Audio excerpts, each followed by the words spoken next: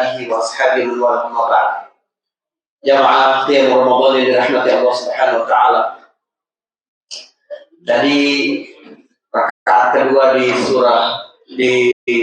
salat Isya tadi yang saya bacakan adalah ayat yang terakhir turun kepada Nabi sallallahu alaihi wasallam.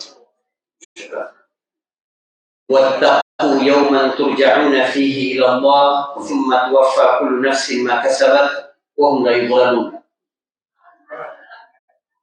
Setelah ayat itu diturunkan, maka tidak ada lagi ayat Al-Quran yang turun kepada Nabi sallallahu alaihi wasallam. Ketika Nabi sallallahu alaihi wasallam wafat, berhentilah wahyu. Dari mulai pertama dulu Jibril selalu turun kepada para nabi-nabi terdahulu mengantarkan wahyu. Begitu Nabi wafat, selesailah tugas Jibril sebagai pengantar wahyu. Pernah suatu hari Ummu Aiman didatangi oleh Abu Bakar As-Siddiq dan Umar bin Khattab radhiyallahu anhuma di Madinah. Jadi Ummu Aiman ini salah seorang yang membantu kelahiran Rasul SAW. Dia adalah pelayan peninggalan ayahnya Abdullah. Ummu Aiman masuk Islam, dimerdekakan oleh Nabi SAW, menikah dengan putra angkat Nabi Zaid bin Harithah, memiliki anak Usama bin Zaid yang menjadi panglima perang ya di zaman Nabi dan Abu Bakar As-Siddiq. Ummu Aiman ikut hijrah ke Madinah. Nabi SAW selalu berkunjung ke rumah Ummu Aiman sebagai balas budi Nabi atas kebaikan-kebaikan Ummu Aiman di masa kecil. Jadi Nabi itu punya sifat yang sangat menonjol selain Al-Amin yang berarti jujur, menjaga amanah, juga memiliki sifat Al-Wafi. Al-Wafi itu berarti tidak lupa dengan kebaikan-kebaikan orang kepada kita. Jadi kalau Anda mau lihat seberapa baik Anda, lihat masih seberapa kuat Anda terhubung dengan masa lalu Anda. Dengan teman-teman SD dulu, teman-teman SMP, teman-teman kuliah gitu ya. Nah, jadi atau komunitas-komunitas sebelumnya, itu ciri orang baik. Tapi kalau begitu selesai, terputus semuanya, berarti dia lupa dengan kebaikan-kebaikan orang lain. Waktu Abu Bakar As-Siddiq ya, menjadi khalifah, Abu Bakar datang ke Umar dan berkata, Umar, Rasulullah dulu masih hidup suka ke rumah Ummu Aiman. Yuk, kita ke rumah Ummu Aiman juga. Ini semangat para sahabat ingin seperti Nabi, mengikuti sunnah Nabi Sallallahu Alaihi Wasallam. Maka datanglah mereka berdua. Karena melihat dua sahabat paling dekat dengan Nabi berkunjung, Ummu Aiman tiba-tiba menangis terseduh-seduh. Umar berkata, Mahlaki ya Ummu Aiman. Tenanglah wahai Ummu Aiman. Jangan tangisi lagi kepergian Rasul Sallallahu Alaihi Wasallam. Sebab dia sudah di sisi Allah Subhanahu Wa Taala tempat yang lebih baik. Apa jawab Ummu Aiman? Seorang hamba sahaya, tidak tamat sekolah manapun, ya, berasal dari budak berkulit hitam di Habasyah itu. Dia berkata, demi Allah, aku tidak lagi menangisi kepergian Rasul Sallallahu Alaihi Wasallam. Yang aku tangisi adalah berhentinya wahyu dari langit. Subhanallah. Kita yang berpendidikan, kita yang merantau jauh, kita yang melihat dunia dengan peradaban seperti ini, seberapa kita menganggap penting wahyu dari Allah Subhanahu wa Ta'ala. Inilah yang dibawa oleh Nabi Sallallahu Alaihi Wasallam sebagai bentuk hasil dari doa Nabi Ibrahim alaihissalam 2.800 tahun sebelumnya. Nah, sekarang kita bicara tentang kelahiran Rasul Sallallahu Alaihi Wasallam. Imam Ahmad bin Hanbal meriwayatkan hadis dari Abu Umamah. Nabi Sallallahu Alaihi Wasallam ditanya, "Ma kana awwalu bad'i amrika?" Ya Nabi Allah, "Ma kana awwalu bad'i amrika?" Wahai Nabi Allah, asal asal mula cerita tentang engkau itu apa sih? Nah, perhatikan, sahabat ingin tahu banget asal mula cerita tentang engkau itu dari mana. Dan lihat, Nabi tidak memulai ceritanya dari saat dia menerima wahyu. Tidak pula memulai ceritanya dari sejak dia hijrah. Bahkan tidak memulai ceritanya dari sejak dia dilahirkan. Tapi Nabi Shallallahu Alaihi Wasallam memulai ceritanya itu dari kisah yang terjadi 2.800 tahun sebelum dia dilahirkan. Apa itu? Ketika neneknya, kakeknya, buyutnya Ibrahim alaihissalam berdoa di depan Ka'bah, berdoa di tanah haram. Sebagaimana yang direkam dalam Al-Quran dalam surat Al-Baqarah ayat 129, Rabbana wab'ath fihim rasulan minhum yatlu alaihim ayatika wa yu'allimuhumul kitaba wal hikmata wa yuzakkihim innaka antal azizul hakim. Mari kita membedah keajaiban doa dan makna dari doa Nabi Ibrahim alaihissalam ini. Bapak-bapak, ibu-ibu, doa yang paling banyak dikutip oleh Al-Quran adalah doa Ibrahim alaihissalam. Lihat, Nabi Ibrahim berdoa, ya Allah, dan utuslah dari keturunan Ismail nanti orang-orang yang tinggal di Mekah ini seorang Rasul yang akan membacakan kepada mereka ayat-ayatmu dan mengajari mereka Alkitab dan hikmah hadis dan mensucikan mereka, sesungguhnya engkau maha perkasa lagi maha bijaksana. Imam Suyuti meriwayatkan dari Ibnu Abbas jarak para nabi. Dari Nabi Adam sampai ke Nabi Nuh itu 1000 tahun. Dari Nabi Nuh sampai Nabi Ibrahim itu 1000 tahun. Dari Nabi Ibrahim sampai ke Nabi Musa alaihissalam 700 tahun. Dari Musa sampai ke Isa itu 1500 tahun. Dari Isa sampai ke Nabi Muhammad SAW 600 tahun. Jadi Ibrahim ke Musa 700, tambah Musa ke Isa 1500, Isa ke Muhammad 600. Berarti 2800 tahun yang lalu. Allah baru mengabulkan doa Ibrahim itu setelah 2800 tahun dia dipanjatkan. Apa pelajaran yang dapat kita ambil? Tugas kita hanya meminta kepada Allah Subhanahu wa Ta'ala. Jangan dikte Allah kapan dia beri, apa bentuk pemberiannya. Allah Maha tahu mana yang terbaik yang diberikan kepada kita. Anak kita minta kepada kita sesuatu, kita tahu ini mainan misalnya dia minta belum cocok untuk dimain anak umur 3 tahun, 4 tahun. Dia merengek-rengek ke kita minta mainan itu. Kita kasih apa tidak? Tidak. Kita sayang sama dia. Nanti setelah umur 8 tahun ada mainan menyusun puzzle, kalau dikasih sekarang dia akan telan itu, akan berbahaya itu. Nanti dia siap umur 8 tahun. Dia siap umur 10 tahun. Dia siap. Kita kepada anak seperti itu. Allah lebih kenal kepada kita dibanding kita kepada anak kita. Dan Allah lebih sayang kepada kita daripada kita sayang dengan anak-anak kita. Kenapa ada prasangka buruk kepada Allah Subhanahu wa Ta'ala?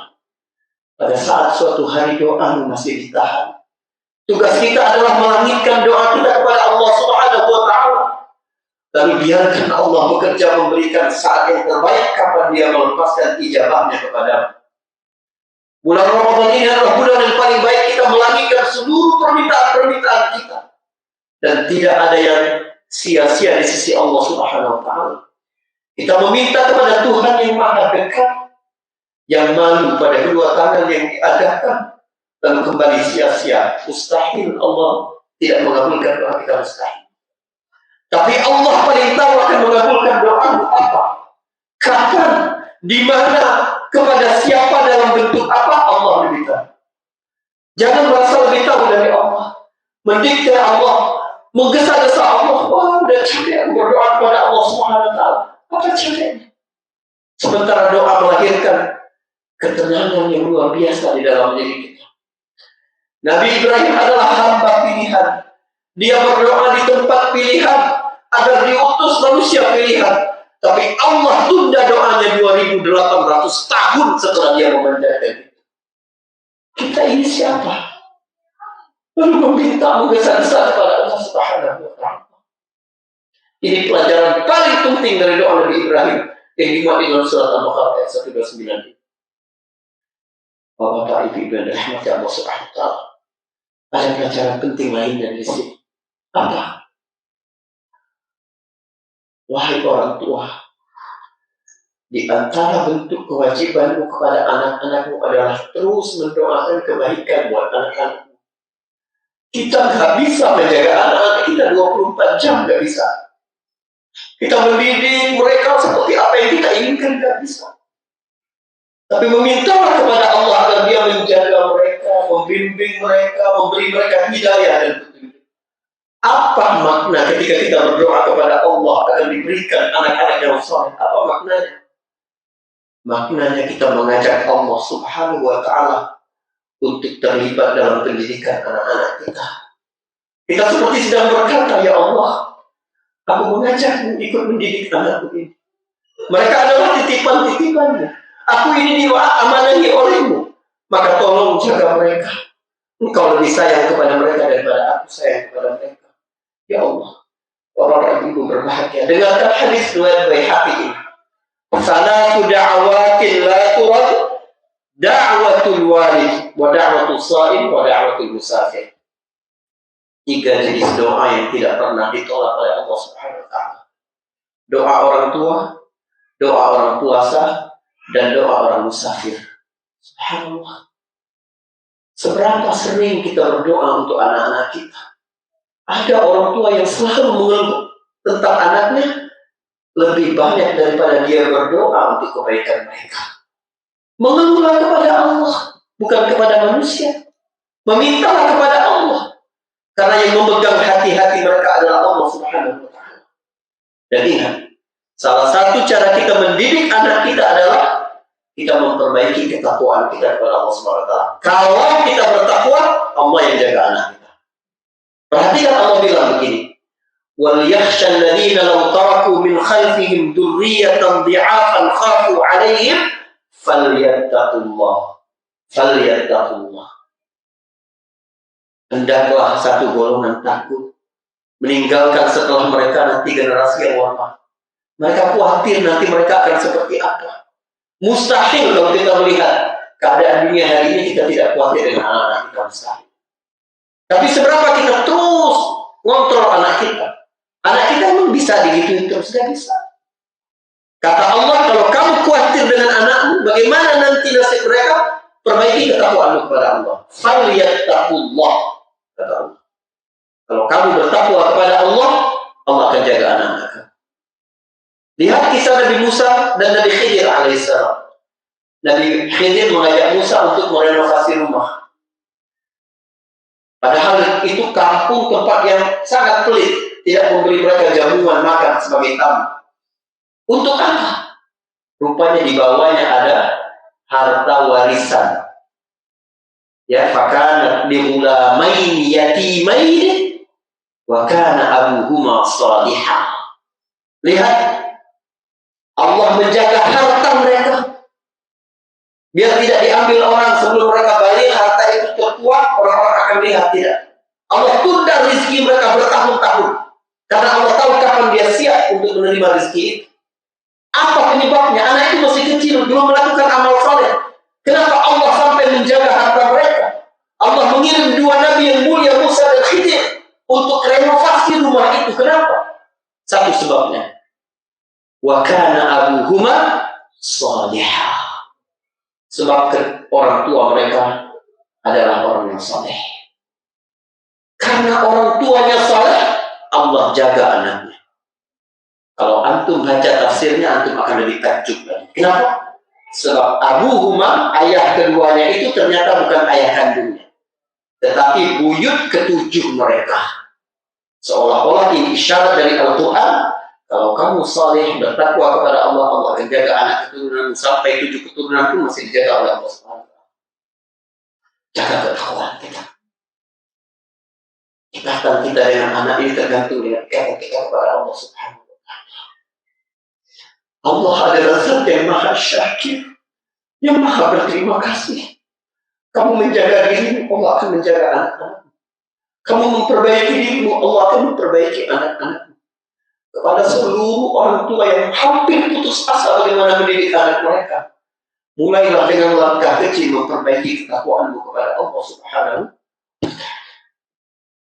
Nabi memulai kisahnya, perhatikan. Ya Rasulullah, dari mana dimulai kisahmu ini? Nabi berkata, Ana da'watu Abi Ibrahim. Aku ini adalah doa ayahku Ibrahim. Wa bushra Isa, dan kabar gembira yang dibawa oleh Isa alaihissalam. Wa ra'at ummi hina hamalatni annahu kharaja minha nurun yudhi'u bihi qusur asy-Syam. Dan mimpi ibuku ketika dia sedang hamil, ada cahaya yang keluar darinya menerangi sampai istana-istana yang ada di Syam. Lihat Rasulullah SAW tidak lupa dengan peran-peran orang-orang yang berjasa dalam hidupnya. Nabi itu seseorang yang sangat wafa. Pesan saya kepada orang tua, kalau Anda ingin menanamkan akhlak baik kepada anak Anda, mulailah mengajari mereka akhlak al-wafa. Bagaimana mereka berterima kasih. Caranya gimana Ustaz? Kamu yang menunjukkan bagaimana kamu berterima kasih kepada orang-orang yang berjasa dalam hidupmu. Lihat Nabi Muhammad SAW. Ketika berumur 6 tahun, diajak oleh ibunya Aminah pergi ke Madinah. 500 km lebih, perjalanan seminggu, hanya bersama Ummu Aiman. Aminah dan Rasul SAW masih kecil ketika itu. Untuk apa? Untuk ziarah ke makam ayahnya di Madinah. Sekaligus silaturahim dengan keluarga Nabi yang berasal dari Madinah. Bagaimana tidak tertanam dalam diri Nabi? Aku harus berbakti kepada mereka. Sebab ibuku mengajar bagaimana berterima kasih. Abdullah dengan Aminah itu hidup cuma beberapa bulan. Tapi Aminah ingin mengajarkan kepada anaknya, bagaimanapun engkau adalah darah dari ayahmu. Maka mari menyambung silaturahim. Ziarah ke makamnya. Subhanallah, lihat. Aminah juga begitu lahir, Muhammad lahir, dia perintahkan orang untuk pergi ke rumah Abdul Muthalib.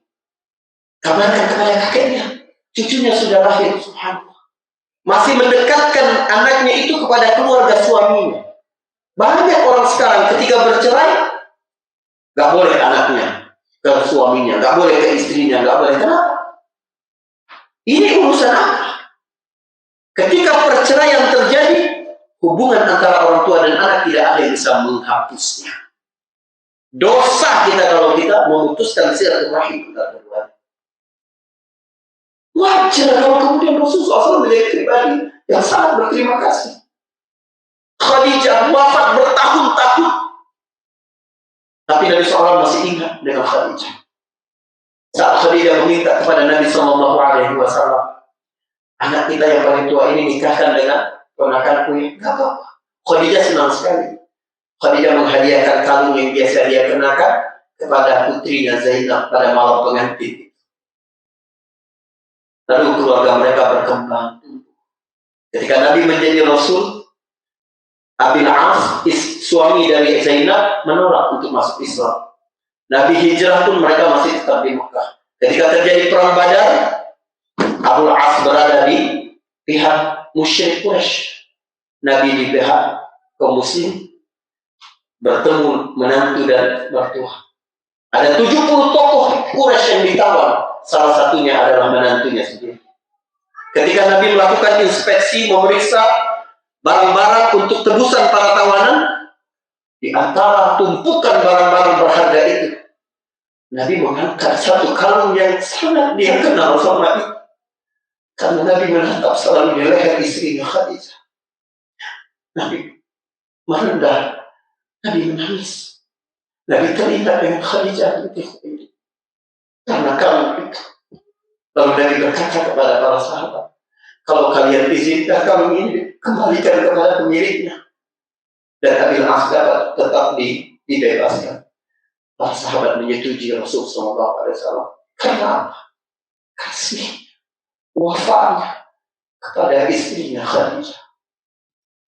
Bahkan setelah bertahun-tahun Khadijah wafat, Nabi masih ingat bagaimana kebaikan-kebaikan Khadijah. Itulah Rasulullah SAW. Itulah makna hadis ini. Bagaimana Nabi tidak lupa dengan peran-peran kakeknya Ibrahim dulu yang mendoakan dia agar Allah mengutus seorang Rasul di tengah umat manusia. Rasulullah juga tidak menafikan bahwa dia hanya melanjutkan ajaran yang datang kepada Nabi Isa alaihissalam. Dan Rasulullah masih terus mengingat ibunya Aminah. Subhanallah. Perhatikan.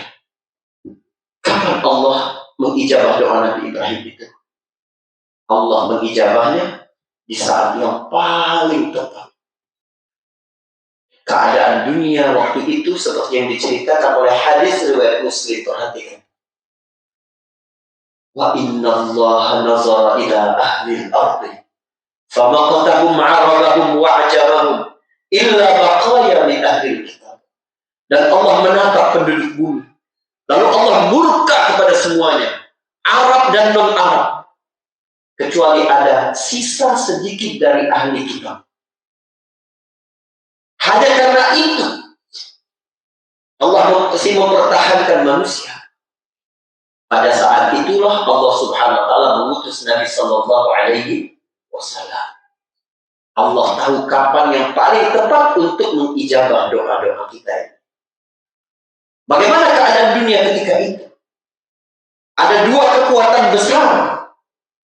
Di barat ada Romawi, di timur ada Persia.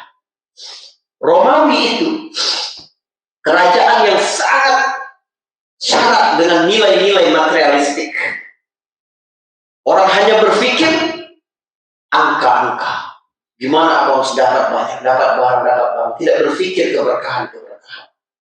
Biaya nikah sangat mahal. Pajak sangat tinggi. Sehingga psikologi orang terganggu. Mau punya penghasilan lebih besar akan diambil oleh penguasa. Ketika ingin menikah, dipersulit. Budaya yang mempersulit menikah pasti akan lahir fitnah-fitnah. Harus dipermudah urusan pernikahan. Sebab, ingat, hawa nafsu manusia itu tidak bisa dibendung. Tapi dia bisa diarahkan ke saluran yang halal. Apa yang terjadi di Romawi? Tertekan. Dalam urusan agama, perselisihan antara Katolik dan Ortodoks sangat runcing. Mereka juga menjajah dengan buruk. Ya. Mereka menjajah bangsa Yahudi itu pada tahun 70 Masehi. Itu luar biasa.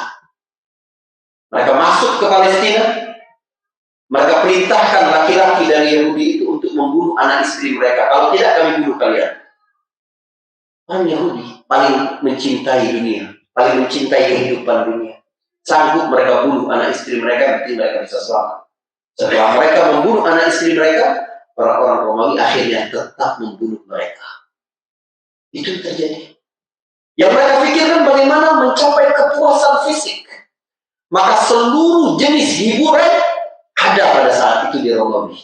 Sampai mereka berpikir, jenis hiburan apa lagi? Coba bayangkan. Akhirnya ada satu jenis hiburan yang paling buruk sepanjang sejarah manusia. Apa itu?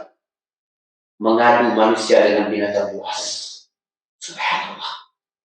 Dan mereka bertepuk tangan walaupun manusia yang mati. Bandingkan ketika Nabi diutus. Dan Allah menurunkan wahyu.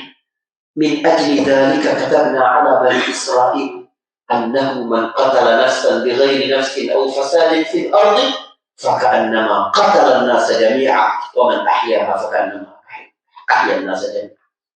Siapa yang membunuh satu jiwa atau berbuat kerusakan di bumi seperti membunuh seluruh manusia. Tapi siapa yang membiarkan hidup seseorang menjadi jalan kehidupan, menolong satu keluarga untuk tetap hidup dengan layak, dia seperti menghidupkan seluruh manusia.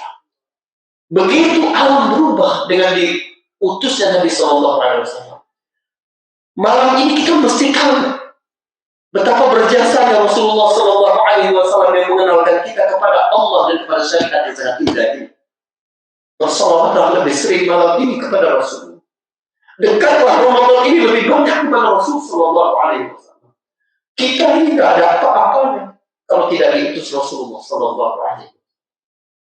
Saudara, seberapa kita kenal Nabi Shallallahu Alaihi Wasallam? Ini yang terjadi di dunia ini.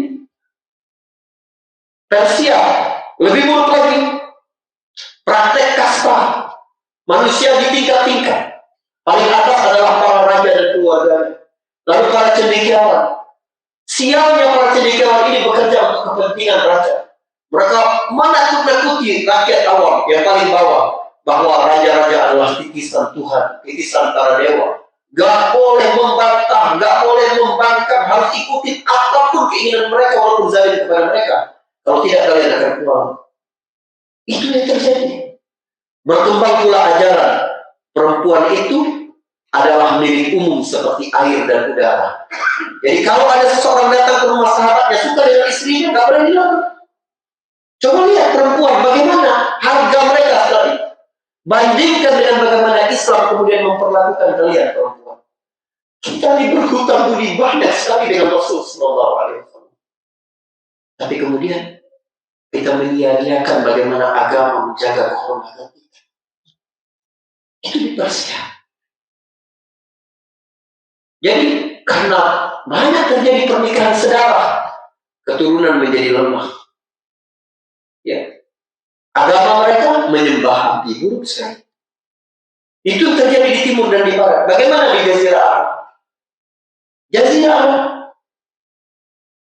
tidak mengenal peradaban. Bangsa mengembala kambing, ada yang berdagang, tapi yang kuat makan yang lemah. Darah tertumpah karena urusan-urusan sepele. Dan bagi keluarga awam, perhatikan bukan semua keluarga, bagi keluarga bawah, malu mereka kalau melahirkan anak perempuan. Di Eropa Barat, jangan dikira Arab menjadi paling buruk, tidak. Di Eropa Barat ketika itu sedang terjadi perdebatan perempuan itu manusia seperti laki-laki atau hewan. Itu orang-orang Arab, coba lihat. Mereka menyembah berhala. Awwalu ma ghayyara dina Ibrahim, kata Nabi Amr bin Luhai. Yang pertama kali mengubah agama tauhid Nabi Ibrahim di Jazirah Arab itu adalah Amr bin Luhai. Dia dilihat Nabi, diseret, disiksa ketika Nabi malam Isra Mi'raj. Ada sebagian orang-orang yang menolak untuk menyembah berhala itu. Misalnya ada 4 tokoh, Waraqah bin Naufal, Ubaidillah bin Jahash, Uthman bin Al-Huwairith, dan Zaid bin Amr. Ubaidillah bin Jahash ini kemudian memeluk Islam. Jadi pengikut Nabi SAW hijrah ke Habasyah. Banyak buku sejarah menulis dia murtad di Habasyah. Lalu istrinya diceraikan dan menikah dengan Nabi. Riwayat itu lemah. Ubaidillah bin Jahash itu wafat di Habasyah, bukan murtad. Tidak ada yang murtad dari pengikut Nabi. Terbukti ketika Abu Sufyan ditanya oleh Heraklius pada tahun ke-7, ada tidak di antara pengikut Muhammad itu yang kemudian berpaling dari ajarannya? Tidak ada satupun. Sebab kalau ada pasti viral ini orang Mekah yang kemudian murtad kepada Nabi Sallallahu Alaihi Wasallam. Subhanallah. Bagaimana keadaan bayi perempuan dikuburkan hidup-hidup? Ibu-ibu, bapak-bapak, saya ingin kita benar-benar membayangkan ya apa yang sedang terjadi di Mekah ketika itu. Ada satu gambaran, ini kejadian nyata. Ada sepasang keluarga. Tiba-tiba istrinya merasa dia seperti tanda-tanda sedang mengandung. Dia berkata takut-takut kepada suaminya, aku sepertinya hamil. Tapi tolong ya, anak kita ini kalau perempuan jangan dibunuh.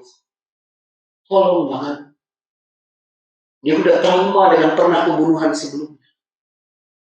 Aku janji, aku akan terus di rumah biar tidak ada seorang pun yang tahu aku hamil lalu aku melahirkan. Begitulah dia menjalani hari-hari panjang 9 bulan ketika dia hamil. Dan benar ternyata yang lahir adalah anak perempuan. Betapa tersiksa sang suami itu. Dia takut, gengsi, malu. Kalau sekiranya ketahuan, dia lemah membiarkan bayinya itu tetap hidup. Tapi demi menjaga perasaan istrinya, dia biarkan. Tapi bayangkan apa yang terjadi di rumah itu. Setiap dia pulang kerja, anaknya berkembang besar. Sang suami cuma bermain dengan anak laki-lakinya, menggendong saudara laki-lakinya. Apa perasaan bayi perempuan yang berada di pojok ruangan, melihat ayah dan saudaranya sedang bermain berdua. Karena dia menerima setengah hati. Dan ketika anak perempuan itu berumur 6-7 tahun, berarti kelas berapa itu? Kelas 1 ya? Kita kelas 1 atau kelas 2 sekolah dasar. Ketika sedang di tempat kerjanya, dia dengar bisik-bisik kawan-kawannya berkata, si Fulan ternyata punya anak perempuan yang dijaga itu.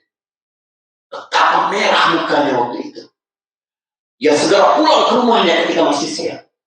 Di tengah perjalanan dia berpikir, gimana dia dapat mengambil anaknya itu, biar tidak menampung malu lebih lama lagi. Dia tahu istrinya pasti akan mencegah.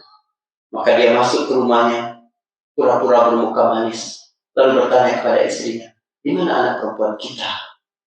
Pakaikan dia pakaian yang paling indah. Aku ingin mengenalkannya kepada keluarga. Ya Allah, betapa senangnya hati sang istri. Akhirnya suaminya menerima keberadaan anaknya. Sang anak pun bahagia sekali. Pertama kali dia hari itu dipanggil oleh ayahnya, diperlakukan dengan baik, diajak keluar. Pertama dia melihat cakrawala, melihat kota, melihat kurma, melihat padang pasir. Betapa indahnya dunia ini setelah bertahun-tahun hanya berada di bilik, berada di dalam rumah yang sangat terbatas. Sang ayah terus memacu kendaraannya sampai keluar kota Mekah. Lalu ayah itu mulai menggali kuburan untuk anaknya itu. Ini kejadian nyata. Bayangkan kalau kita sedang melihat itu dari atas. Sang anak bahagia sekali ikut membantu ayahnya memikirkan itu. Anak kecil perempuan yang lucu itu ikut membantu. Sampai ketika kedalamannya cukup, sang ayah memasukkan anaknya ke dalam dan mulai menimbun dengan tanah. Anaknya tertawa-tawa. Dia mengira ini bagian dari canda buruk dari sang ayah. Terus tanah lebih meninggi ke batas betisnya, lalu ke pahanya, lalu ke pinggang. Lalu sang anak mulai merasa sesak. Dia mulai memanggil ayahnya, ayah, aku mau diapain? Tapi sang ayah tidak peduli dengan suara tidak berdosa itu. Tanah terus ditimbun sampai batas lehernya dan sang anak hanya memandang minta kasihan kepada ayahnya, lalu dia berteriak akhir kalinya, Zambi, dosaku apa? Ya Allah, nak, dosamu engkau dilahirkan sebelum Rasulullah SAW diutus. Lalu bayi itu dikuburkan 5 tahun, 7 tahun, 10 tahun setelah itu, sang ayah menerima dakwah Rasul SAW. Berada dalam majelis seperti ini bersama Rasul SAW. Masih teringat, terbayang bagaimana dia membunuh bayi perempuannya itu, anak perempuannya itu. Tiba-tiba Rasulullah SAW berkata, Man kana lahu thalathu banatin fasabara alaihinna, ya, atau fayu'addibuhunna wa ya'wihinna wa yarhamuhunna wajabat lahul jannah. Siapa yang punya 3 anak perempuan, lalu dia sabar dengan dia menyayanginya, dia mendidiknya, dia mengasuhnya, maka itu tiket ke surga untuknya, pasti masuk surga. Ada seorang yang bertanya Rasulullah, bagaimana kalau anak cuma 2? Kata Nabi, walaupun cuma. Dan Nabi memanjangkan lehernya, takut ada yang bertanya, bagaimana kalau cuma punya 1 anak perempuan? Lalu Nabi berkata, walaupun 1 anak perempuan. Coba lihat, bagaimana perempuan sebelum Nabi diutus, dan bagaimana ketika Nabi sudah diutus. Antum berhutang budi kepada Rasulullah SAW. Ketika Anda menjadi anak, Anda adalah tiket masuk surga bagi ayah Anda. Ketika Anda menjadi istri, ukuran baik buruknya seorang pria adalah bagaimana memperlakukan. Ketika Anda menjadi ibu, ridho Allah, surga Allah di bawah ridho Anda semua. Ya Allah, itulah Islam yang datang. Untuk apa kita bercerita ini malam hari ini, Bapak Ibu yang berbahagia?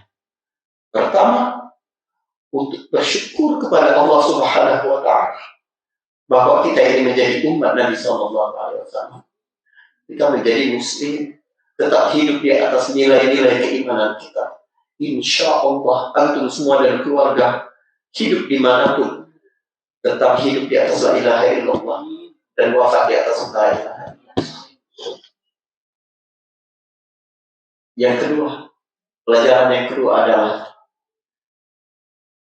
kita bersyukur. Selain bersyukur apa? Jangan berputus asa. Keadaan dunia yang begitu gelap sampai Allah Subhanahu wa Ta'ala murka kepada semuanya, tapi Nabi berjuang, Nabi berdakwah, akhirnya dunia berubah. Jadi jangan cepat menyerah ketika mendidik anak kita, mengajak keluarga kita kepada kebenaran, mengajak mereka kenal Allah dan Islam ini lebih baik lagi. Jangan putus asa, jangan berkata, kalau keluarga saya sulit Ustaz, kalau anak saya nggak bisa. Jangan. Belum ada apa-apanya apa yang kita hadapi dengan apa yang dihadapi oleh Rasul Sallallahu Alaihi Wasallam. Bapak Ibu, malam ini bawa pulang rasa syukur yang besar karena Nabi diutus dan rasa optimis mengajak keluarga kita untuk tetap berada di jalan Allah Subhanahu Wa Taala. Barakallahu fiikum. Assalamualaikum warahmatullahi wabarakatuh.